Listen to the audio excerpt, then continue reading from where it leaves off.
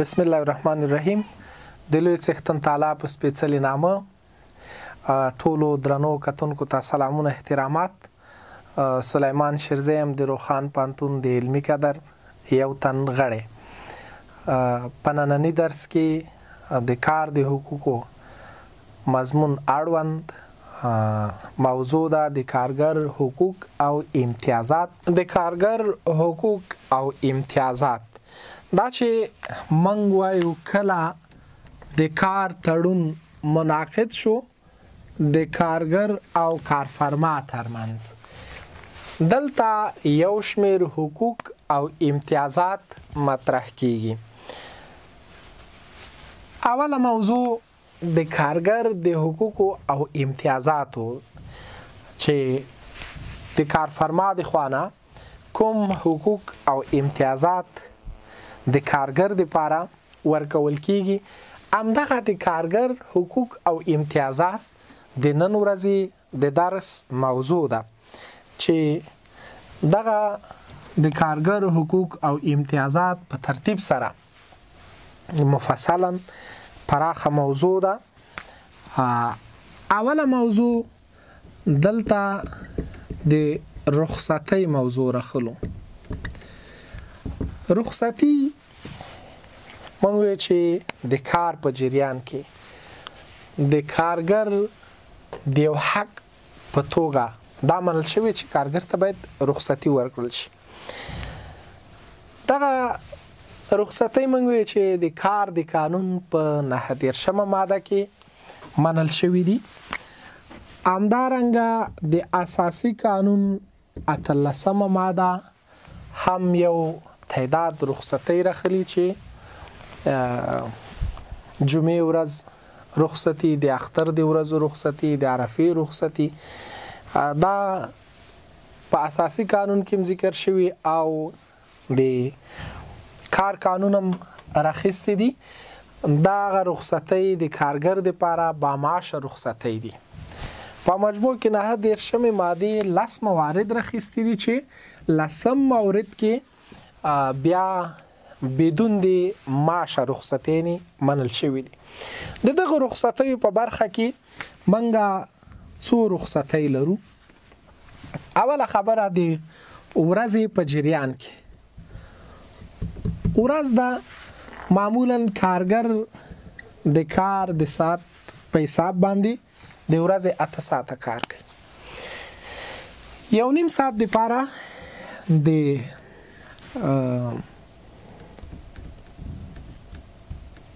ډوډۍ او د لمانځه وقفه ده، دا یو رخصت په توګه منل شوی. یا هغه میندې چې شیدې لرونکي ماشوم ولري هر 3 ساعتو کې د 1.5 ساعت لپاره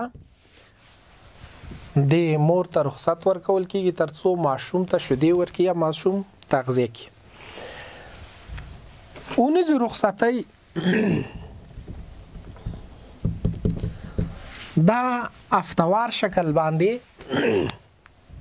د اونۍ په جریان کې که چیرته د ورځني کار اندازه 8 ساعته نو 15 ورځې کار، ځکه د هفتې موږ وایو چې معمولا 40 ساعته کار باید اجرا شي. 2 ورځې رخصت د اونۍ.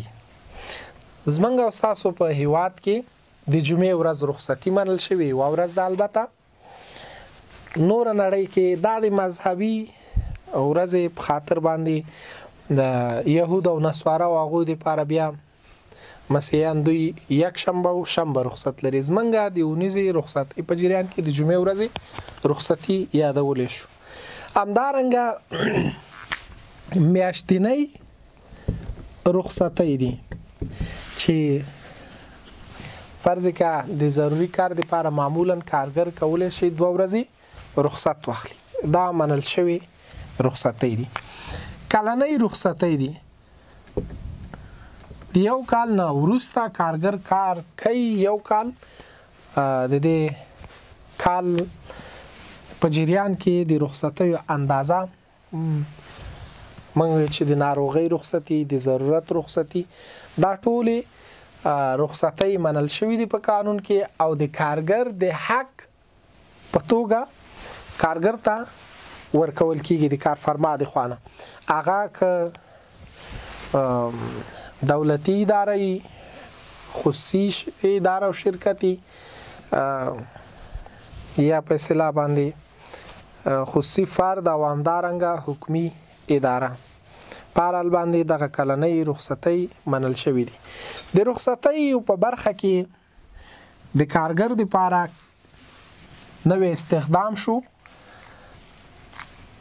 د استفادې طرز العمل څنګه دی؟ که چیرته کارګر د کال یو کال په دوه برخو ویشو، اوله نیمایي کې استخدام شوی وي، نو کارګر د کلنیو ټولو رخصتیو څخه استفاده کولی شي. که چیرته کارګر په دوهمه نیمایي کې استخدام شوی وي، نو په دې حالت کې د کلنیو رخصتۍ له نیمایي څخه استفاده کولی شي. دغه موده د کارګر په تجربې په هغه موده کې حسابیږي. بله موضوع د کارګر د حقوقو په برخه کې یا د امتیازاتو په برخه کې هغه د کار قانوني موده ده. د کار قانوني موده کله چې تړون کې موږ تیر درس کې ولوسته چې د تړون د اهلیت موده 13 کلنۍ یا 13 کلنۍ عمر ته رسېدلې، هغې نه وروسته تړون وشو. د کار قانوني موده په دې رابطه باندې موږ وایو چې کار د ټولنې د هوسا او ارامتیا په خاطر باندې ترسره کیږي ترڅو یو باثباته او یو هوسا ټولنه ولرو. کېدلی شي چې د زیات کار د اجرا په سبب باندې ضرر متوجه شي. شپه ورځ 4 ساعته دا په 3 برخو تقسیمیږي، یو 8 ساعته، بل 8 ساعته، بل 8 ساعته. وایي چې یو 8 ساعته د تفریح دپاره، یو 8 ساعته د آرام دپاره او یو 8 ساعته موږ د کار د خاطره بیلیږي. نو معمولا د کار د قانوني موده د ورځې په حساب باندې 8 ساعته کار وشي، د هفتې 40 ساعته. دا د کار قانوني موده ده. د دې نه که زیات څوک کار کوي، کېدلی شي چې د اضافه کارۍ یا اوورټایم موضوع مطرح شي. داسې کارونه چې د ځمکې لاندې یا صحت ته ضرر رسوي، هلته بیا د هفتې د کار اندازه 15 ساعته کېږي. معمولا شپني کارونه د ورځې په نسبت باندې 1 ساعت کموالی لري. کوم ځایونو کې که څوک یو کارګر د ورځې اول ټایم کار کوي، دویم د شپې کار کوي، نو د شپې د کار اندازه 1 ساعت کمه ده. بله موضوع د کارګر د حقوقو او امتیازاتو په برخه کې هغه مزد دی.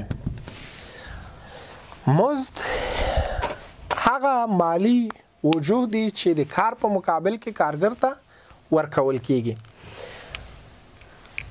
یا هغه بدله او پاداش چې د کارفرما د خوانه کارګر ته د کار په مقابل کې ورکول کیږي. مزد موږ وایو چې د مزد عوامل پر مزد باندې اغیزناک عوامل دي چې یو اقتصادي عوامل دي، دا چې لیبرال اقتصادي نظام کې هر عامل ځان ته سهم لري. نو په همدې خاطر باندې موږ د اقتصادي عواملو خبره کوو چې اقتصادي عواملو کې لکه د کارګر سهم، که څوک کار وکړي ځان ته سهم، د مدیریت سهم، که څوک د یو تولیدي کارخانې مدیریت کوي نو د هغه مدیریت به ځان ته سهم وي. همدارنګه د پانګې سهم، څوک چې پانګونه کوي د هغې ځان ته سهم دی. بل هم فني عوامل دي، دا هم پر مزد باندې تاثیر کوي. ماشین دی یو کارول کیږي، ولې وخت په تیریدو سره ماډرن او بل ماشین راغی، د هغې کارونه ستونزمنه ده. کېدلی شي چې دلته د دې مزد په ورکړه کې تغییر راشي ځکه یو اغیزناک عامل دی. بلم ټولنیز عوامل دي. معمولا په ټولنه کې حالات او شرایط په تغییر سره دي، نو د دې په خاطر باندې چې دولت په مجموع کې د کارګرو څخه حمایت کړي وي یا کارګر خپل متقاضي دي چې د ژوند سہولتونه او امکانات برابر شي او خواله پکې راشي. د ټولنیز عواملو تر تاثیر لاندې مزد راځي، یعنی کېدای شي پرځ کې منګ ویو چې اجناس په بازار کې قیمت کېږي، قیمت لوړ ځي، نو په دې وخت کې ضرورت او تقاضا ده چې د مزدور کار مزدم باید لوړ لاړ شي، ځکه هغه احتیاجات چې کارګر لري هغه په کم پیسو باندې نه پوره کیږي څنګه چې مخکې پوره کېده، ځکه مزد په خپل حالات پاتې شوی دی او اجناس قیمت شوی دي. نو په دې خاطر باندې چې د کارګر ژوند کې اطمینان او هغه سہولت موجود وي، دغه مزد زیادت کوي یا زیاتیږي. دا دولت په دغه حالت کې د مزد پر رابطه مداخله کوي او هدف هم دا چې د کارګر د ژوند څخه حمایت وشي. مزد په څلور ډوله دی چې د کار مزد دی، ثابت مزد دی، ساعتوار مزد دی او د ساعت د کار یا د ساعتوار کار مزد دی، چې دا څلور ډوله موږ وی چې د مزد لپاره دي. دغه موضوع د کارګر د حقوق او امتیازاتو درې موارد نن بحث و چې د رخصتۍ موضوع و، د کار قانوني موده و او مزد و. د نورو باقی موضوعاتو لپاره چې د کار د تړون په ساحه کې د کارګر لپاره مطرح کیږي، هغه به په راتلونکي لیکچر کې کله الله تعالی رضا و باس ور باندې کو. له توجه څخه ډیره مننه، دا چې زم برداشت کوم له تاسو څخه نړۍ مننه.